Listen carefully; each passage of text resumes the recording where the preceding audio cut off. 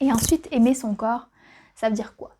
Concrètement, ça veut dire quoi? Qu'est-ce que je peux faire pour aimer mon corps?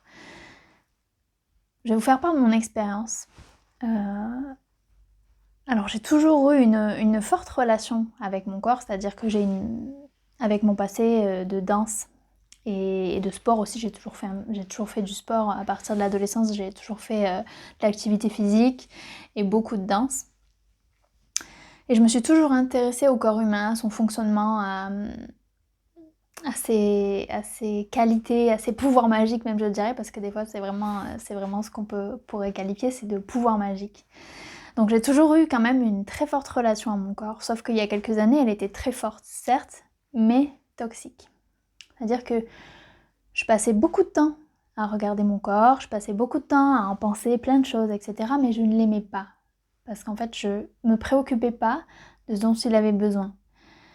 Tout était dans ma tête, mes objectifs, mon chemin tout tracé, ce que je voulais à la fin du mois, ce que je voulais à la fin de l'année, etc. Et je le faisais suivre quoi qu'il arrive, il était en quelque sorte mon esclave. Je lui accordais pas assez de temps de repos, je lui demandais beaucoup au niveau de l'effort physique. Et quand j'étais fatiguée, j'avais tendance à, mentalement disons, à me dévaloriser, du moins à pester un petit peu contre ce corps qui voulait pas avancer, alors que moi, ma tête, mon mental désirait avancer. Et je l'ai beaucoup restreint aussi au niveau de la nourriture, parce que je voulais telle forme de corps, je voulais pas grossir ici, je voulais être musclée là, etc. Et j'avais vraiment une énorme discipline au niveau de la nourriture. Et en fait, je l'ai beaucoup fait souffrir, certainement, je l'ai beaucoup stressé avec ce genre de comportement. Donc j'avais une forte relation à mon corps, c'est-à-dire que je passais beaucoup de temps à m'en occuper, entre guillemets, seulement j'avais une relation toxique, je ne l'aimais pas. Et c'est très toxique en fait d'avoir ce genre de comportement avec son corps, et on se rend compte au fur et à mesure qu'il va, quoi qu'il arrive, toujours faire, comme je le disais avant, toujours faire de son mieux, toujours faire à 100%, essayer d'aller le plus loin que vous voulez, de vous apporter tous les nutriments dont vous avez besoin, etc., l'énergie dont vous avez besoin, mais qu'il a ses limites et que parfois si vous ne lui donnez pas ni le temps de repos, ni les bonnes nourritures, que ce soit au niveau des aliments ou autres, les bonnes ondes, les bonnes pensées aussi à l'intérieur, à un moment donné, votre corps va plus pouvoir en fait absorber tout ça et va montrer des limites et parfois même va vous stopper net.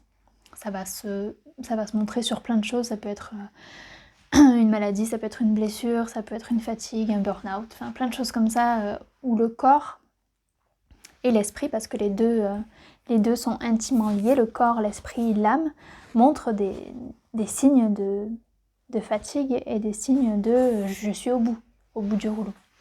Donc voilà, c'est un comportement que j'avais plus jeune. J'avais beaucoup de discipline et du coup j'étais très, très disciplinée avec mon corps, voire même tyrannique. En fait, voilà, sans aller trop loin dans les mots, j'étais tyrannique. Et du coup, je me suis rendu compte au fur et à mesure du temps, surtout après une blessure, puis après une période de dépression. J'ai eu, voilà, les deux ne sont pas forcément liés, mais j'ai compris certaines choses au moment de ma blessure, puis ensuite au moment de ma dépression. J'ai compris en fait l'importance d'aimer son corps et surtout comment. Voilà. Comment par les nourritures que je lui donne, donc la nourriture forcément basique, les aliments, lui apporter ce dont il a besoin en quantité nécessaire, sans forcément penser grossir, maigrir, etc. La santé physique au niveau des nutriments, au niveau de tout ça, c'est primordial.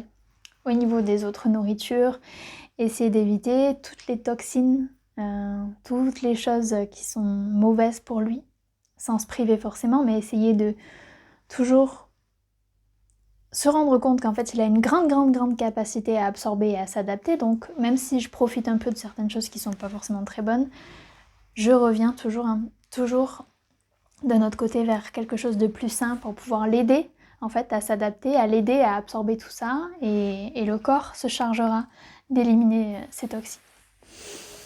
Et au niveau des autres formes de nourriture, d'essayer de nourrir mon esprit, de nourrir mon âme pour que en fait ce véhicule soit aussi irradié de toutes ces bonnes ondes, de toutes les bonnes choses que je peux penser, que je peux dire, que je peux ressentir.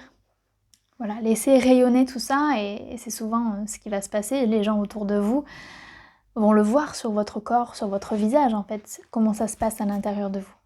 Ils vont très vite voir en fait le rayonnement que ça peut apporter, la lumière que ça va amener sur votre visage et tout ça c'est des choses que tout le monde peut voir. On y croit pas, peu importe. Vous allez penser de manière positive, vous allez être peut-être amoureuse, vous allez avoir une bonne hygiène de vie, un bon sommeil, ça va se voir en fait sur votre corps. Le corps va exactement donner la lumière que vous avez à l'intérieur. Donc, aimer son corps, c'est primordial dans un premier temps. Et c'est aussi quelque chose pour lequel on doit vraiment avoir de la gratitude pour se rendre compte à quel point c'est un vrai cadeau.